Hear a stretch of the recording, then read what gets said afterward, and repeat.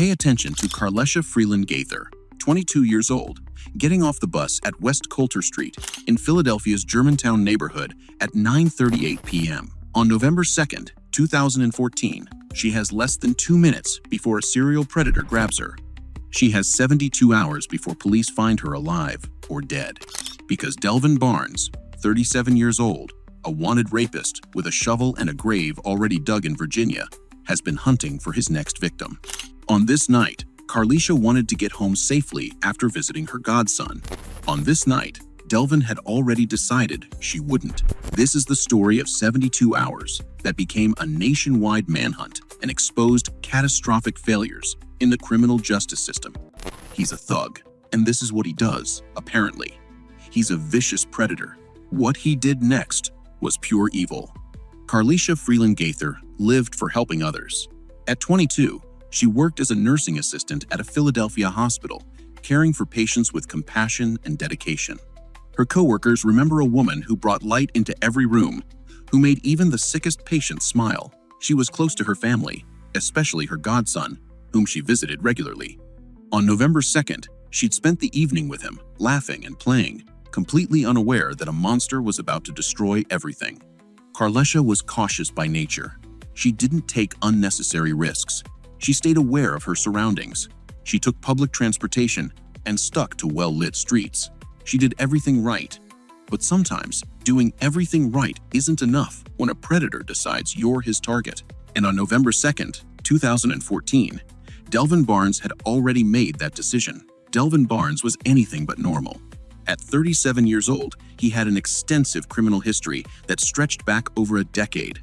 In 2005, Barnes was convicted of aggravated assault, criminal trespass, false imprisonment, and multiple other charges in a case involving his estranged wife. He'd violently attacked her and her family, showing a pattern of rage and control that should have kept him locked up for years.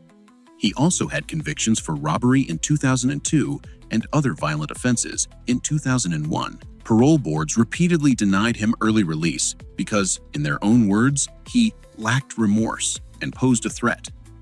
But eventually, the system released him anyway. In 2013, after serving 8 years, Delvin Barnes walked free. Within a year, he was hunting again. On October 1st, 2014, exactly 1 month before Carlesha's abduction, Barnes committed a crime so horrific that even veteran investigators struggled to comprehend it. He approached a 16-year-old girl walking alone in Richmond, Virginia. He asked her for directions. When she stopped to help him, he grabbed her, hit her in the head with a shovel, and stuffed her into the trunk of his gray Ford Taurus. For the next day and a half, Barnes held that child captive. He raped her repeatedly. He poured bleach and gasoline all over her naked body. He asked her how she wanted to die. Then he started digging her grave while she watched, bound and terrified. He showed her photographs of other victims, women he claimed to have killed before. He wanted her to know she wasn't the first and wouldn't be the last. For the Senate, our math. But that 16-year-old girl was a fighter. She stayed calm. She talked to him. She convinced him she wouldn't tell anyone what happened. After 36 hours, Barnes let her go, believing she was too traumatized and scared to report him. He was wrong. The moment she reached safety, she went straight to police. She gave them every detail. She described the car. She described the man. She gave them DNA evidence. Charles City County Sheriff's Department in Virginia immediately issued a warrant for Delvin Barnes' arrest. They ran the DNA samples through their database and got a hit on October 28th, 5 days before Carlesha's abduction. They knew exactly who he was. They knew exactly where he lived. They knew he was driving a gray Ford Taurus purchased from a used car dealership. But they couldn't find him. Barnes had gone into hiding, and he was getting desperate. On the evening of November 2nd, 2014, Carlesha Freeland Gaither finished her visit with her godson and headed home. She caught the bus in Germantown, a neighborhood she knew well. At 9:38 p.m., she stepped off at the corner of West Coulter Street and Green Street. The bus pulled away, leaving her alone on the sidewalk. She started walking toward her home, just a few blocks away. At 9:40 p.m., security cameras mounted outside the Philadelphia Juvenile Justice Services Center captured what happened next. A man approached Carlesha from behind. Without warning, he grabbed her. Carlesha immediately fought back. She screamed. She struggled. She threw her cell phone and her glasses onto the ground, deliberately leaving evidence behind. If someone spotted those items, they would know something terrible had happened. The CCTV footage shows a violent struggle. Carlesha fought with everything she had. She kicked, she clawed, she refused to go quietly. But Delvin Barnes was bigger, stronger, and armed. He overpowered her and started dragging her toward his gray Ford Taurus parked nearby. Carlesha kept fighting, even as he forced her toward the vehicle. A man named Dwayne Fletcher was walking on a nearby street when he heard Carlesha screaming. He ran toward the sound, arriving just in time to see Barnes forcing Carlesha into the back seat of the car. Fletcher yelled at Barnes, demanding to know what he was doing. Barnes turned and pulled out a 1-2-inch knife, threatening Fletcher if he came any closer. Fletcher watched helplessly as Barnes shoved Carlesha into the car. Then he heard a loud crash. The back window of the Ford Taurus shattered outward. Carlesha had kicked it out from the inside, desperately trying to escape or leave evidence. Fletcher thought he heard a gunshot. He immediately pulled out his phone and called 911. The CCTV footage captured everything. The initial grab, the struggle, Carlesha's phone and glasses falling to the pavement, the car speeding away with its back window shattered. Every second was recorded. Every moment of Carlesha's fight was preserved on camera. Barnes sped off into the night. Fletcher called 911 again, giving dispatchers every detail he could remember. The make and model of the car, the shattered back window, the direction Barnes had driven, the description of the man. But by the time police arrived at the scene, Barnes and Carlesha were already gone. Dwayne Fletcher broke down. "I just cried and cried," he told reporters later. "I feel as though I didn't do enough at the time." But investigators would later credit Fletcher with saving Carlesha's life. "He witnessed it, he watched, he called the police twice," said Detective James Sloan, the lead investigator on the case. "If it wasn't for him, I don't think we'd have the same outcome. This man is a hero." Philadelphia police arrived at the scene within minutes. They found Carlesha's cell phone and glasses exactly where she dropped them. They canvassed the area and discovered the Juvenile Detention Center's security cameras had captured the entire abduction. Detectives rushed to pull the footage. When they saw it, they knew they were racing against time. This wasn't a domestic dispute. This wasn't someone who knew the victim. This was a predator who had grabbed a random woman off the street. Detective Sloan picked up Carlesha's phone. He started answering calls as they came in. "I'm Detective Sloan. Who are you trying to contact?" he asked each caller. That's how they learned the victim's identity. Friends and family calling to check on Carlesha, wondering why she wasn't answering. Each call brought more information about who she was, where she worked, where she lived. The CCTV footage went viral within hours. News stations across the country broadcast the horrifying video of Carlesha's abduction. The hashtag number #FindCarlesha trended on social media. Thousands of people shared her photo, desperately hoping someone had seen something. Her family held press conferences, begging for information. "Please, if you know anything, call police," her mother pleaded. "Bring my baby home." Meanwhile, Barnes was driving south into Maryland with Carlesha bound and trapped in his trunk. According to federal prosecutors, Barnes had hit Carlesha on the head with a hammer during the initial struggle, threatening to kill her if she didn't stop fighting. Now she was bound by the wrists, locked in darkness, not knowing if she would live or die. But Carlesha Freeland Gaither was a survivor. Even terrified and injured, she kept her mind sharp. She stayed calm. She listened to Barnes. She tried to figure out how to stay alive and leave clues for police. When Barnes finally stopped driving hours later, Carlesha made a decision that would save her life. At 6:01 a.m. on November 3rd, less than 9 hours after her abduction, Barnes stopped at a standalone ATM in Aberdeen, Maryland, about 75 miles from Philadelphia. He forced Carlesha to give him her bank card and PIN number. Carlesha complied, but she had a plan. She knew that ATM transactions were recorded. She knew surveillance cameras would capture Barnes using her card. She gave him exactly what he wanted, hoping investigators would track the transaction. She was right. Security footage from the Aberdeen ATM showed a male in dark clothing using Carlesha's debit card. Police immediately released that image to the public. Additional surveillance footage showed the same man walking through a nearby gas station convenience store, buying snacks and drinks. His face was clearly visible. The manhunt intensified. As Barnes continued driving south, he He periodically threw garbage out of the car, potato chip bags, receipts, broken glass from the shattered back window. In one instance, he tossed a plastic bag filled with trash into a residential driveway. The homeowner, a woman who had been following Carlesha's case on the news, found the bag and noticed something odd. It contained a receipt from a Philadelphia supermarket with a timestamp from just before the abduction. She immediately called police. Investigators used the time and date on that receipt to pull surveillance footage from the supermarket. There was Delvin Barnes shopping casually hours before he abducted Carlesha. The footage showed his face, his clothing, his movements. They now had multiple angles of their suspect, but they still didn't know his name. That changed when investigators in Charles City County, Virginia, saw the ATM footage and convenience store surveillance. They recognized the man immediately. That was Delvin Barnes, the wanted rapist who'd abducted and tortured a 16-year-old girl 1 month earlier. The same man who'd shown his victim photographs of other women he claimed to have killed. The same man who dug a grave while his victim watched. Captain Jason Crawley of the Charles City County Sheriff's Department immediately contacted Philadelphia police and the FBI. "That's our guy," he told them. "Delvin Barnes. He's driving a gray Ford Taurus, and we know exactly how to find him."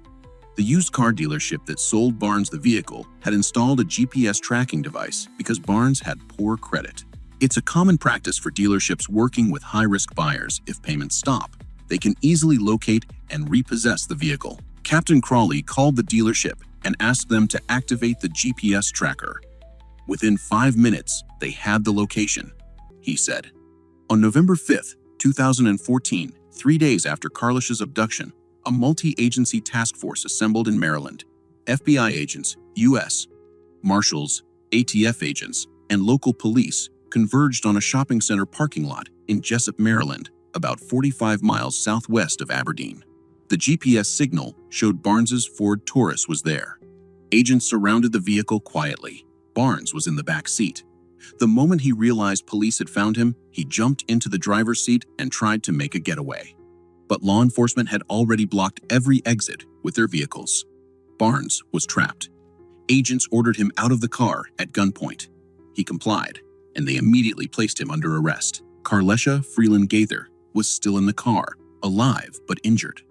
Paramedics rushed her to a nearby hospital in Columbia, Maryland, where she was treated for head trauma, bruises, and other injuries sustained during her 72-hour ordeal. After several hours of medical care, she was released to her family. That night, Philadelphia Police Commissioner Charles Ramsey and FBI Special Agent Ed Hanko held a press conference surrounded by Carlesha's family and dozens of law enforcement officials. "Tonight, the FBI and Philadelphia Police Department have great news," Hanko announced. "Carlesha Freeland has been rescued. Her abductor has been arrested in Maryland." 30. The room erupted in applause and tears. Carlesha's mother collapsed in relief. After 72 hours of not knowing if her daughter was alive or dead, she finally had her answer. Carlesha was coming home. Commissioner Ramsey addressed Barnes directly during that press conference. "He's a thug, and this is what he does, apparently," Ramsey said. "He's a vicious predator." Detective James Sloan praised Dwayne Fletcher, the witness who'd called 911 twice and provided crucial information. "If it wasn't for him, I don't think we'd have the same outcome. This man is a hero." Delvin Barnes was initially held on the outstanding warrant from Charles City County, Virginia, for the October 1st abduction and rape of the 16-year-old girl. Federal prosecutors quickly added kidnapping charges related to Carlesha's abduction. Barnes faced life in prison if convicted. On November 14, 2014, Barnes appeared in U.S. District Court before Magistrate Judge Jacob P. Hart. Wearing a dark green prison jumpsuit with an orange t-shirt visible beneath, Barnes pleaded not guilty to federal kidnapping charges. He waived his right to seek bail and was held without bond, pending trial. But the evidence against him was overwhelming. The CCTV footage of the abduction, the ATM surveillance, the gas station footage, the supermarket video, the GPS tracking data, Dwayne Fletcher's eyewitness testimony, the physical evidence from the car hammer, rope, Carlesha's belongings, the DNA evidence from the Virginia case, Barnes' extensive criminal history, his confession to police after his arrest. On September 10, 2015, Delvin Barnes changed his plea. Led into U.S. District Judge J. Curtis Joyner's courtroom in handcuffs, Barnes admitted he kidnapped Carlesha Freeland Gaither on November 2, 2014. The plea agreement took life in prison off the table in exchange for a 5-year sentence and a promise not to charge Barnes in connection with the Virginia case. When Judge Joyner asked Barnes why he committed the crime, Barnes responded in a soft voice, "It was an act of desperation. I can't make sense of it. I grabbed the wrong person, actually. I needed money to get back to Virginia to see my daughter one more time before I turned myself in." He also described the incident as a robbery that turned into other things. After the hearing, Barnes' attorneys couldn't explain what he meant by grabbing the wrong person. Was there a specific target he'd been looking for? Had he mistaken Carlesha for someone else? Or was he simply admitting that abducting a random woman off the street was a mistake that ruined whatever remained of his life? No one knows. Barnes never clarified. On January 6, 2016, Judge Joyner sentenced Delvin Barnes to 35 years in federal prison, followed by 5 years of supervised release. Barnes showed little emotion throughout the sentencing hearing. He looked down at the defense table, responding only with "yes, sir" and "no, sir" when the judge addressed him directly. Barnes admitted he takes medication daily for depression and anxiety. Barnes is currently incarcerated at a medium-security federal facility in Victorville, California. His scheduled release date is June 3, 2044. He will be 67 years old if he survives his sentence. Carlesha Freeland Gaither returned home to Philadelphia after her rescue. She took time off from her nursing job to recover physically and emotionally from the trauma. She received counseling and leaned heavily on her family, friends, and coworkers for support. Eventually, she returned to work at the hospital, finding that caring for patients gave her a sense of normalcy and purpose. In the years since her abduction, Carlesha has welcomed a son who has become her motivation to stay strong and move forward. She's also done something that few survivors could manage. She's forgiven Delvin Barnes. "I don't think what he did was right, and I do think there's consequences that should be there for him," she told NBC 10 Philadelphia. "But I think everybody has the second chance to become a better person. For me to keep on living and moving forward, I had to let part of that go, and part of that is forgiving." Her forgiveness doesn't excuse what Barnes did. It doesn't minimize the horror of those 72 hours. It doesn't erase the trauma, but it shows the incredible strength of a woman who refused to let a predator define the rest of her life. 16-year-old victim from Virginia also survived, though her ordeal was far more brutal than even Carlesha's. That girl watched Barnes dig her grave. She felt bleach and gasoline burning her skin. She saw photographs of other victims. She listened to him describe how he would kill her, and then, through sheer force of will and intelligence, she convinced him to let her go. Her testimony and DNA evidence would have put Barnes away for life if prosecutors had charged him in that case. We have about and very aspects and place people and permitted. Instead, as part of the plea agreement for Carlesha's case, federal prosecutors agreed not to charge Barnes for the Virginia abduction. That decision was strategic. It guaranteed Barnes would plead guilty and spend decades in prison without the risk of a trial. But it also meant 16-year-old never got her day in court. She never got to confront her attacker publicly. She never got the closure that comes with a conviction specifically for what he did to her. Barnes' uncle, Lamar Barnes, spoke to reporters after the arrest. His words were chilling in their simplicity. "Some men grew up having problems with women, so they take it out on women," he said. Apparently, he's one of them. The case exposed catastrophic failures in the criminal justice system. Barnes had been convicted multiple times for violent offenses against women. Parole boards repeatedly noted he lacked remorse and posed a threat. Yet they released him anyway in 2013. Within months, he was torturing a 16-year-old in Virginia. Within a year, he was abducting women off the street in Philadelphia.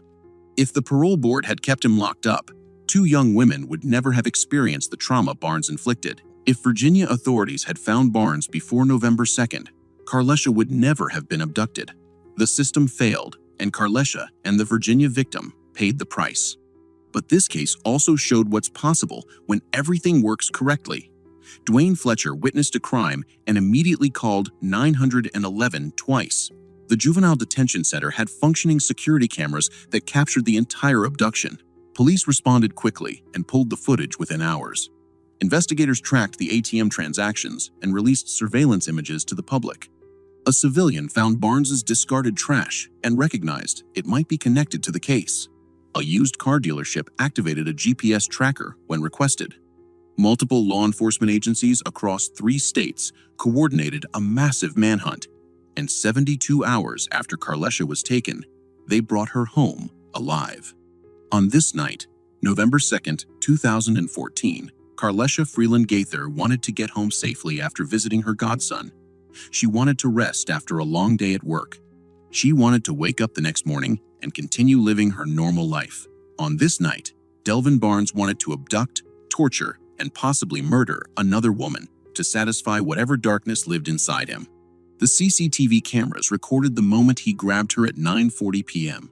They recorded her fight. They recorded her deliberately dropping evidence. They recorded the shattered back window as Barnes sped away. That footage went viral and sparked a nationwide search. That footage convinced investigators this was a stranger abduction, not a domestic incident.